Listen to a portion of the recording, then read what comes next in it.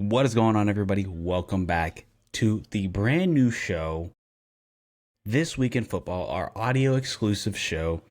If you guys are happening to listen to this, thank you for coming over from the main channel over here. We want to help grow the audio platform, and we want to do that by providing some exclusive content, some stuff that maybe won't perform well on YouTube, but this is just kind of stuff we just want to kind of hash out and provide more context to you guys and get a little bit to know more about us and general feelings of how we think about certain every weekly things that are happening, because like I said, some stuff doesn't necessarily require a whole thing. So yeah, brought on Adam, who's been gone for a while, but he's here for the very first episode of This Week in Football. Adam, how you feeling? Feeling good, ready to get into it. Feel like even though we're in an off season, there's been plenty of happenings going on. Um, I know we're not in the off season in terms of North America, but there's still plenty of stuff going on, plenty of things that we could touch on. Dude, it's so crazy how the sport has just become 24/7. Like, I can't believe they're already in preseason training. Like, the season ended what, 2 months ago, and they're already I don't know. I mean, I hear mixed things from players. They say oh, because they talk about the MLS offseason, how that's too long, and that's like a 3 to 4 month offseason. That's too long. And I'm like, man, but I feel like 2 months is short. I mean, granted, I don't know. It just seems like hella short to me. I mean, I know there's kind of weeks in between it, but On the especially chance. with the more games being played too, with the expanded Champions League and all this other stuff. But one of those things we did want to bring up, because another league that I can't believe has already started and even has a shorter off season, is that's Liga MX. And Liga MX already started their season a couple weeks ago, or like last week or 2 weeks ago. They already have a couple games under their belt. But this week is the start of the prolific Leagues Cup tournament. And precursor to the guys that are listening, me, Adam, and Will were actually thinking about doing a whole preview of this. But as we delve deeper into the tournament, we understood the absolute atrocity that this tournament is. It is despicable. I don't know how anybody supports this idea. It is such a joke on so many levels. But we're going to save that video for maybe once the tournament's over, because we don't want to hear everybody say the doom and gloom or whatever before the tournament starts. So, you know what? We'll show you guys how this is going to play out, because it's horrific. And for those who don't know, basically how the tournament is set up is that there's going to be essentially a league, quote unquote, league phase that's split into, I guess, in a way, two conferences: the MLS conference and the Liga MX conference, where 18 teams from MLS, basically the ones who made the playoffs last season, and then the 18 teams from Liga MX, the entirety of the league. And they do this kind of round robin bullshit leagues format where there's only 3 games played, but then the top 4 from each table advance. Yes, I'm sure you've heard that this sounds absolutely stupid.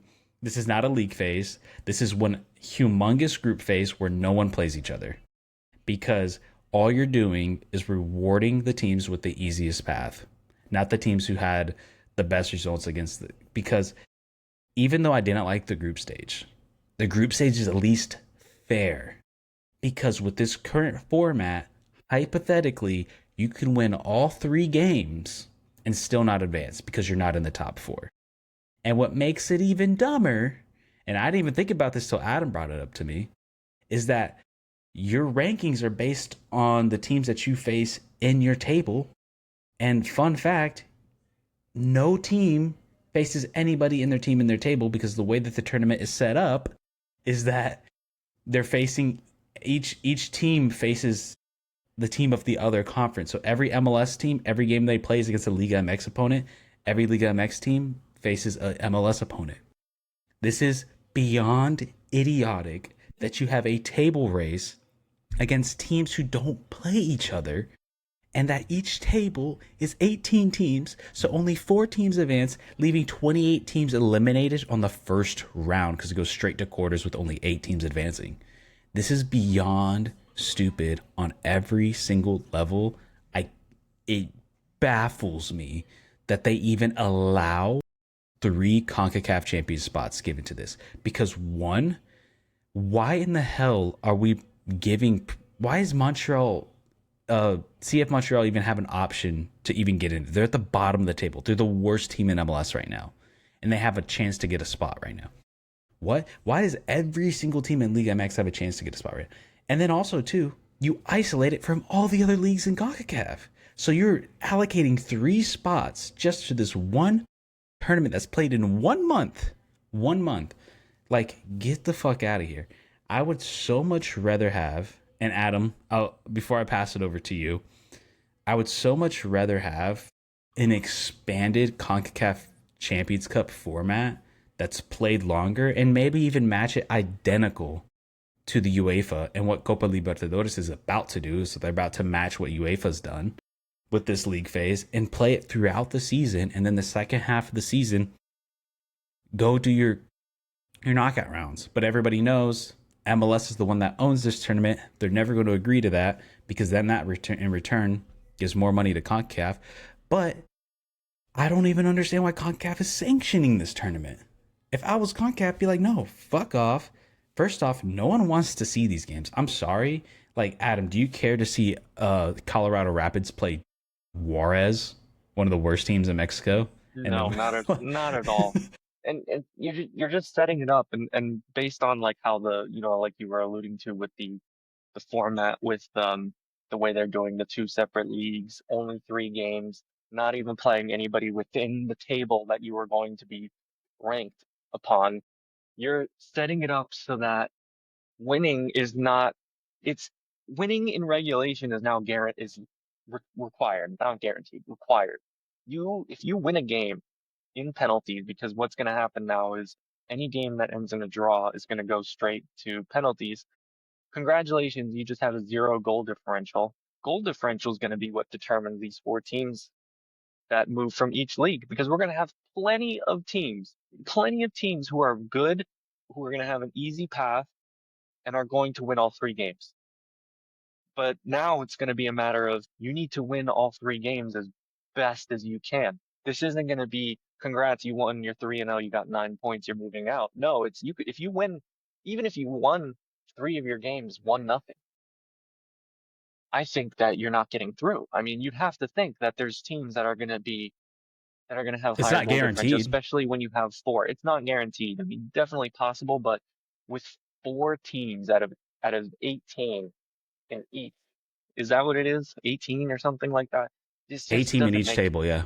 it doesn't make any sense. It feels like a friendly tournament because truthfully, with this format, you are never going to get the best 8 teams in the knockout. You're just not. You might get 1 or 2 of them, because you're gonna need a team that's good and capable of putting those numbers up in 3 games in a row to move on. So I'm sure you're gonna get 1 or 2 of those teams, but you're not gonna get a lot of it. Nobody is gonna care about the group. And then let's say, most of the teams that everybody cares about is knocked out by the time you get to the knockout phase. Then you've already shot yourself in the foot, because then you're all your eggs were in the ratings and the money basket for the knockout phase, and you're not even going to get that now because Inter Miami, they won 2-1, or they won 1 game on penalties because Messi had to be taken out for injury. I don't know, I'm just making something up, because it's so easy, the way Inter Miami have been playing, and they're the team that MLS, wants to make it as far as possible so they can get that big money. And they're very likely a team that will get knocked out if they don't absolutely spank or have an easy route for their 3 games. Because if they have a difficult game, you could that could be calling it right there. Yeah, It's just going to be really interesting to see how it plays out. But um, and I'm I'm just sure so we'll talk plenty about it when it's done. But it just doesn't look promising from our standpoint. And this is coming from Inter Miami fans who our first trophy ever was the Leagues Cup. If that format was like that, it'd be a little bit better. I think the biggest complaint from the first Leagues Cup was, well, there was 2 big complaints. Number one, it just it's seemed like the existing. league was pushing it too much. They just didn't. I felt like the tournament itself wasn't horrible. It's just the way they did it was bad. And then also that all the games were America. So it's like the Liga MX teams had to all play away games. So Yeah, that it and just didn't that seem still fair. exists. And that still exists. So I mean, if they just fixed those two things and just and kind of like didn't really shove it down anybody's throat and made it more fair with travel, people would probably accept it by now. Maybe not like it, but accept it, and they just keep making it worse. Yeah, and that's the thing. It's like I never liked it from the jump. I always thought it was dumb to pause your entire season for this tournament and then give up spots just to these two teams. And every team has a shot no matter what. It's like, what is this? Like, is this based off merit or what? Like, it's not. And that's the thing that's been bothering me the most is that this is the only confederation where they just don't give a fuck about merit. Like it's so openly corrupt. It's insane that it's just CONCACAF will just follow the money wherever it goes. It's not based on any sort of merit whatsoever. It's just like, hey, what can we put together to throw three spot? And like it baffles me. And then you, like I said, like you were saying, like we pause the entire schedule. It's not even just the tournament by itself, but also how it affects everybody else. It's like how it affects the leagues, how it affects the international windows. These are like, it is crazy. So then in the MLS side of it, it's like we pause an entire month to play this tournament.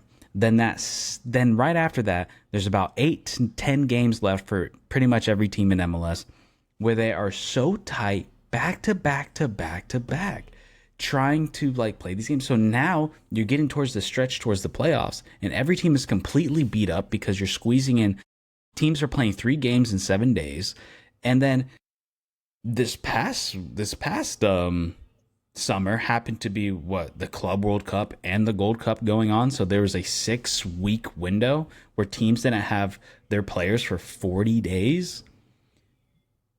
But then right after this tournament, even look at I know obviously me and Adam are Inter Miami fans. Pretty much since the Club World Cup, they've been playing 3 games a week every single week. Because now they have to squeeze in this tournament because they didn't take the break off. Well, they couldn't because they had to play in the actual Club World Cup tournament. So it's like, it is just And asinine. let's And not forget there was an all-star game in between all of this shit. yeah, where he got suspended for pausing. But we They can don't move fucking on from care. that. They We'll really talk didn't more care. about that later. But I do want to stay on the topic of MLS. And there's a lot of rumors and a lot of stuff coming around that pretty much it sounds like it might be a done deal that MLS will be making the calendar switch from the fall to spring schedule and no longer the spring to fall schedule as soon as no earlier than 2027 is what they're saying. They did this last year where they said they were really looking for it 2026, which to me would have made the absolute most sense coming out of the World Cup, immediately starting your season. But some of the owners denied it. Now it looks like it might actually go through this time, but it's going to happen 2027, which to me, it's like, gosh, man, what a fumble of the ball. You literally have this perfect window where you're having the World Cup, all the stars aligned to do this calendar change right out of the World Cup. Boom, hit us with preseason friendlies with big teams, and then early August, start your season riding high out of the World Cup. No, no. They said they're going to take a pause for the World Cup, which I'd be like, if they didn't, that'd be the most asinine thing I've ever seen in my life. But they actually are going to take the pause. But even though they didn't, they're not going to get it done in 2026. There's a good chance it might happen in 2027. Adam, what are your thoughts on this upcoming news of the calendar change? The I've potential calendar change that sounds like it's going to happen. I've always been in favor of it, and I know especially nowadays that's becoming um at least from what I've been reading, a less popular opinion. People are starting to say that it's like, what's the point? It's not necessary. Other leagues that are doing just fine in the Americas have figured it out without moving to that schedule. You know what? To an extent, I can understand that, but The only um, league in the Americas that follows the same as Brazil. Brazil's the only one that does a summer schedule like we do. So yeah. and that's the argument people use. But it's like, well, are they going to be taking a break in winter for Canada and Minnesota teams? Because if so, I don't really have an issue with it. You know, that's what teams, as long as they follow what they do in Europe when it gets cold, you know, not everywhere can be England where It's it like doesn't really moderate. snow.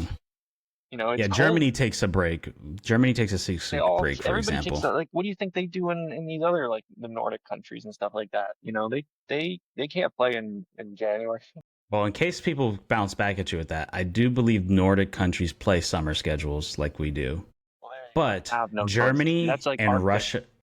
and Russia don't. Germany, I mean, and Russia play the normal fall to Yeah, spring.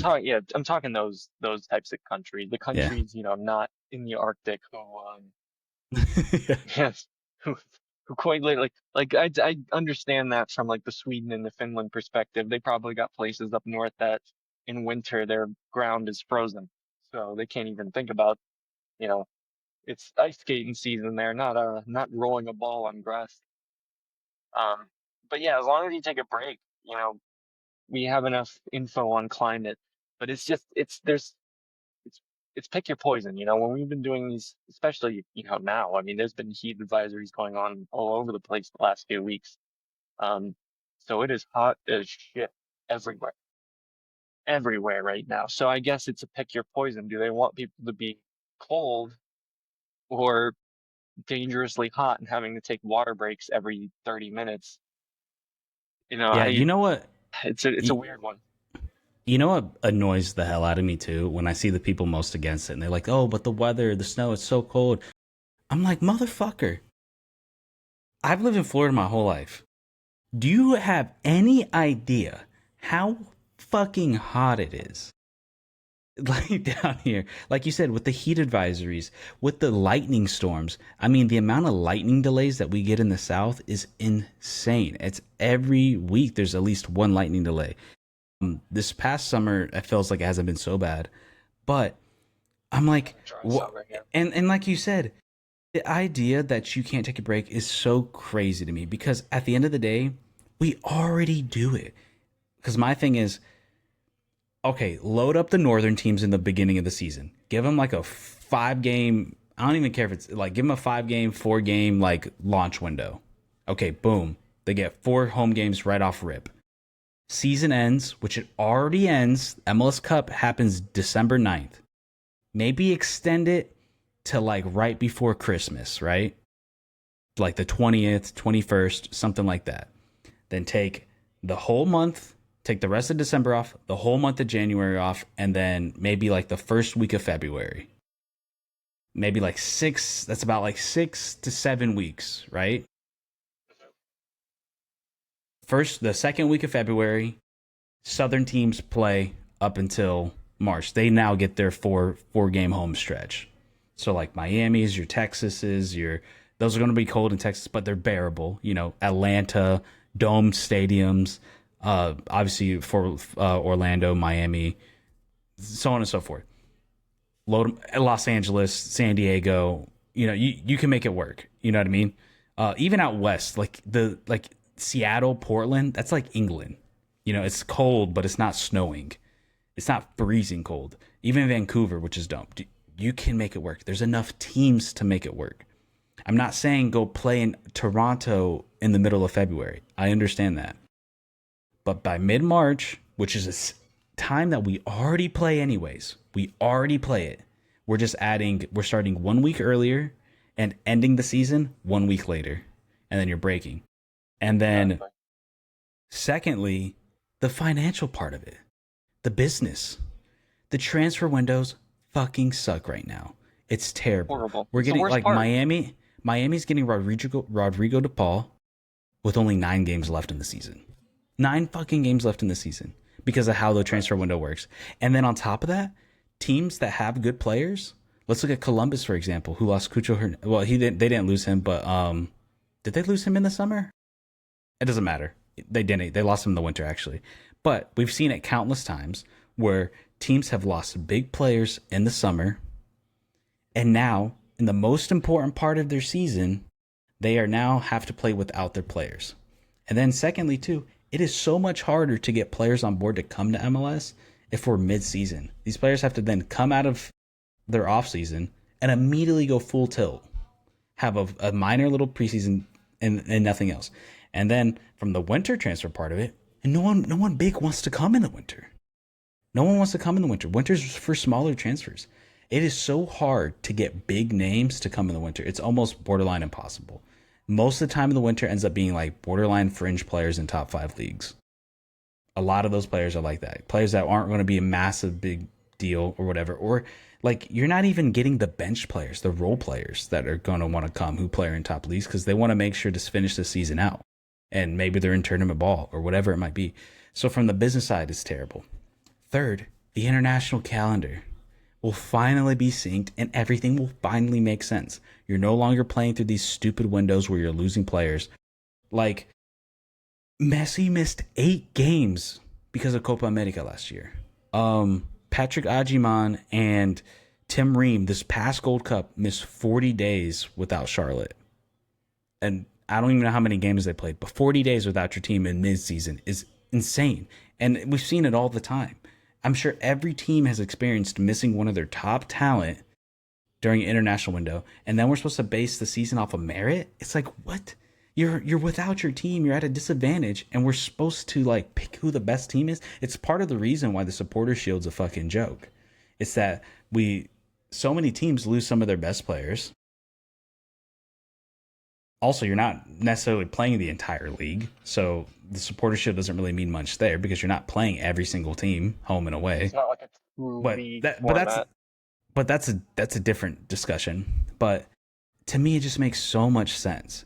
And then also, you're no longer playing your most important games against the MLB, college football, NFL, NBA, hockey.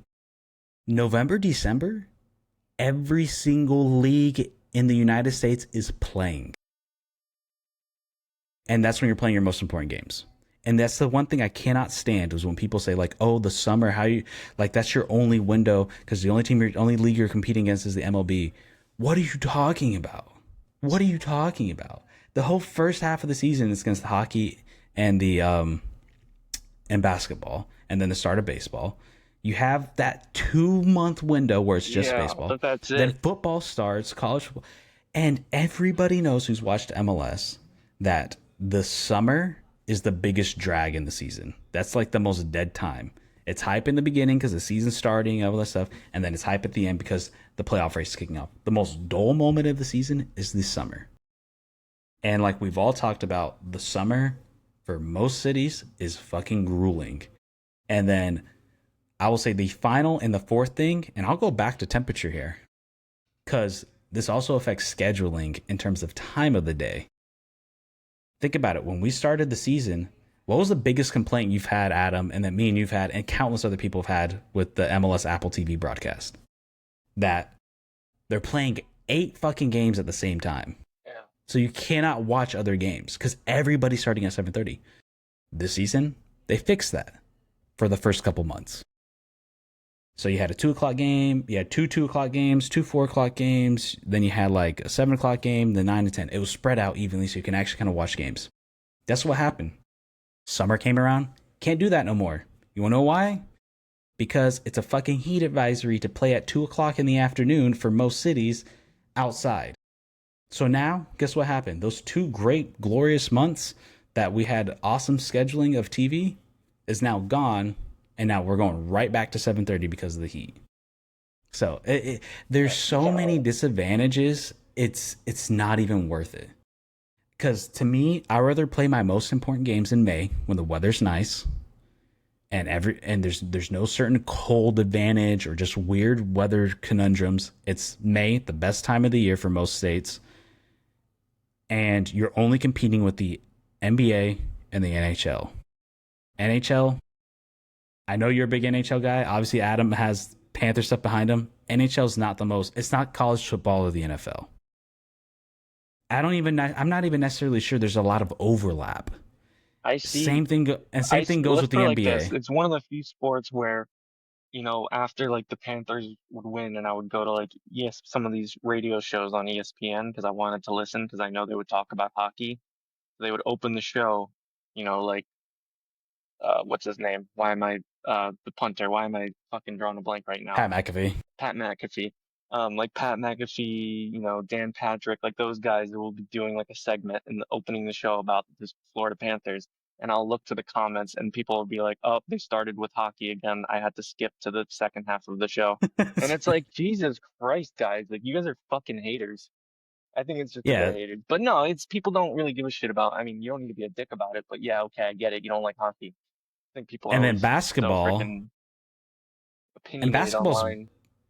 yeah, and basketball's big, but there's been a massive decline lately. Basketball's like struggling. I don't know if they're struggling, but there's been serious concerns with the NBA recently, and also too, hockey playoffs and basketball playoffs. Not everybody's watching every single game unless your team's in it and you're a diehard fan of that team. Like Adam, I'm sure you watched every single Panthers game. The casual fan is not.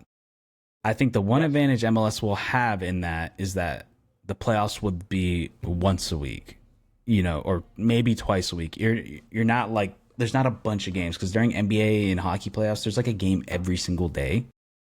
So like, I feel like people are more going to be inclined to like, all right, I'm going to miss this day to watch the soccer game because that's not as often.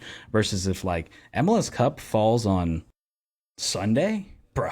Good luck, dog. Like, or falls on Saturday on college ball. No, that's not happening because people are going to prioritize football because at the end of the day, it's less games and it's more culturally relevant in America. Yeah, I mean, is there any final thoughts you want to give on the calendar thing? I think it's a great thing. I really hope they get it done in 2027. I think me and Adam did a great rationale and I've always everything. been on board with it. You know, I've been on board and seeing people still complain and say we don't need this and that, it's trying like it's just this we listed all the most important reasons.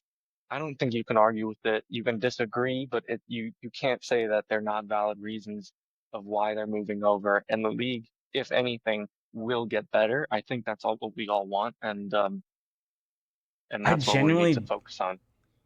the thing that kills me too is the only complaint I ever see people say is the cold. And yet we just solved that because you're already playing in these certain weeks anyways.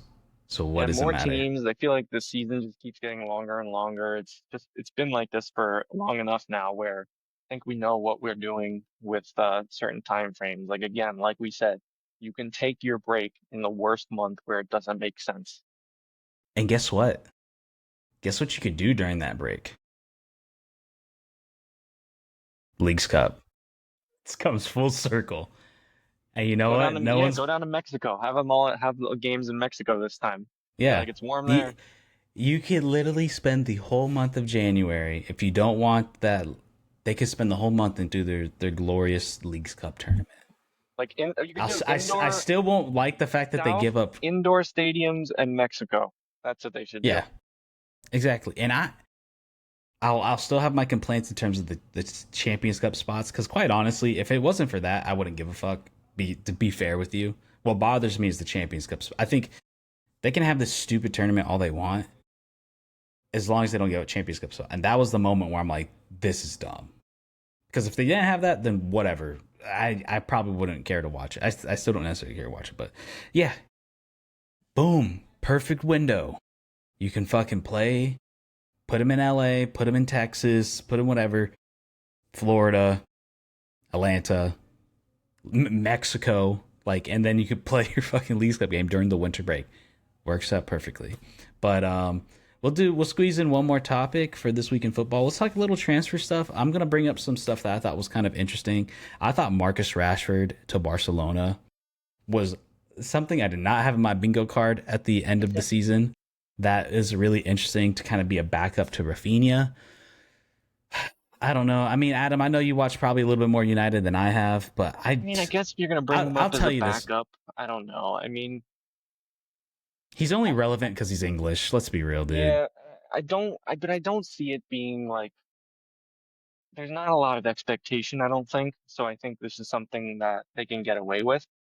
I don't even Just think he's because a of the good name, backup. there may be expectation because you're thinking, oh, it's Marcus Rashford. I don't think so. I think this is kind of like a let's see how it goes. We're gonna let you, just be you, be Marcus Rashford, see if it works out, see if you can help fill some minutes in the team. I don't think there's a ton riding on this. I don't think that if Rashford's a flop, that Barcelona season is screwed. I can understand your feelings on that, but it doesn't give me the sense that they're taking a big risk on this. No, I don't think they are because I believe it's a loan. So my only thing with it from a Barcelona fan perspective is just like I don't necessarily know if he's even a great backup. Like the most I've seen from him at United was just flashes. I mean, granted, like I said, I don't watch him week in and week out when he was at United, but it seems like it's been mostly down or mostly whatever. And I just don't know if Barcelona's really trying to compete for Champions League spots. Granted, they didn't really have a like for like replacement for Rafinha, so he does add a little bit more umph in that backup role. But I feel like at the end of the day, you are Barcelona. I feel you could have found somebody a little bit more serviceable in that position. But who knows? Maybe he surprises us. Uh, Next one I want to bring up, kind of go back to MLS. Rodrigo the Paul coming to Inter Miami. That is an insane signing. I like that for that has to be one of the like top 5 craziest signings in MLS history. I don't. You can disagree with me or agree with me. I think it is, Adam. I don't know if you agree with me in that, but you're getting a guy who has been one of the best defensive midfielders in the world for the past like let's say 5 years. Has a World Cup title under his belt that he just won in 2022, and is still currently one of the top players in Argentina right now. So, and he's coming relatively in his prime. Yes, he had a little bit of a slow season at Atleti this past year, but dude, this is still Rodrigo the Ball. This guy's still starting for Argentina. Yeah, he's in. He didn't. Too. Yeah, and he's 31. Yes, it's not like 26 or 27, but like 31 is like a lot of people. Like what Messi won a Ballon d'Or when he's there. Granted, completely two different players, but like 31, I would say is still in your prime. Still, especially for a midfielder. Yeah, I mean, he is more of a physical midfielder, so they would age a little quicker. But like to me, I start thinking like you're out of your prime once you get to maybe 34, 35. But like to me, 31, like, and he's in good shape. This is an insane signing for my Inter Miami. I think he's going to help shore up the defense tremendously because we all know the defense in Inter Miami is one of the biggest weak spots. Still doesn't solve the center back position, but at least having him there as a backup and kind of being that like Swiss Army knife for Inter Miami, especially defensively and being able to break up stuff. I'm super pumped to see him. I think he's not going to play in Leagues Cup. I'm not sure. I got to look into that a little bit more. But yeah, I mean, what do you think of this? It's a great signing I think it's what Miami needs. They need, especially defensively, I feel like they can always be shored up a little bit. I've never really had concerns offensively. But having someone in that role who is experienced, can play with Messi, is going to come in there with instant chemistry. Um, I don't want to go too far ahead of myself, but I think this would be very good for Miami. Um, you know, they're going for the MLS Cup. Let's be really honest. They've gotten the Shield. The Shield they didn't really care too much about. That's not the goal. They got a Leagues Cup. They lost in a U.S. Open Cup final before it was trashed by the FA. But this is the one that they need. If they don't get an MLS Cup while Messi's around, then it's a huge failure. So they have to make moves when they're available. So this Or a falls in that Champions Cup. category. Or that. Or a CONCACAF Cup. Um, yeah, like I said, I'm really interested to see how this works out. And let me specify too when I'm saying like a top 5 signing, I'm talking about just off rip, like the fact that they did it. Like this is to me one of the biggest ones. Obviously, I'm not talking about over the course of like their time spent in MLS. That's a whole different question and way to evaluate everything.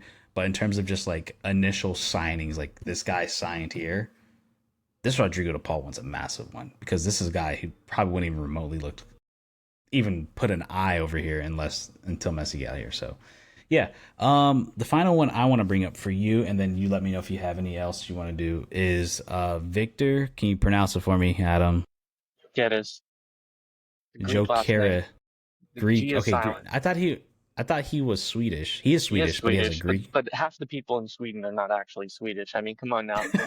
I'm a Okay. I'm a fan of Swedish House Mafia, and only 1/3 of that group is purebred Swedish, and that's actually Zlatan's yeah. Croatian.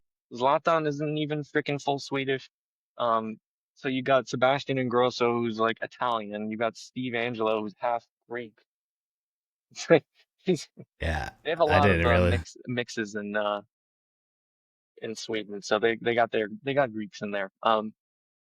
Big signing took a little longer than we would like, but I just want to tell a funny story. I don't think there's too much to be said. Arsenal finally got their number nine that they have Hopefully, really been dying for the past couple of years. So hopefully it works out and this isn't another one of those failed number nine attempts by Arsenal. Because if it is, then it's just going to be more years of pain. But funny story about how this transfer got delayed a bit is with bonuses, and apparently this is a new thing with Arsenal. The story started out with Mudryk. Apparently, when Arsenal were trying to sign Mudryk from Ukraine, in Ukraine they were like, this guy, they were hyping him up. They're like, he's worth this much because this man is a future Ballon d'Or winner. Um, like he's got that kind of talent. Like that's why we're set on his price. So Arsenal were like, cool, that's really awesome.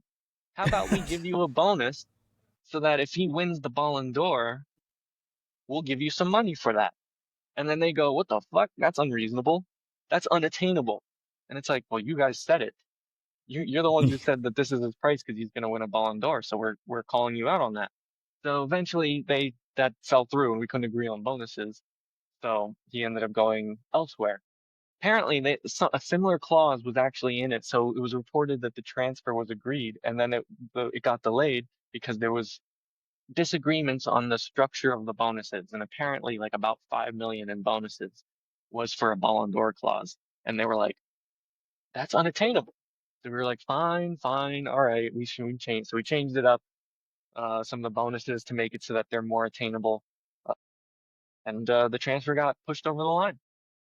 That that sneaky Ballon d'Or clause. Don't you tell Arsenal that a player is going to win a Ballon d'Or because we'll call you out on that bluff. damn, that's crazy.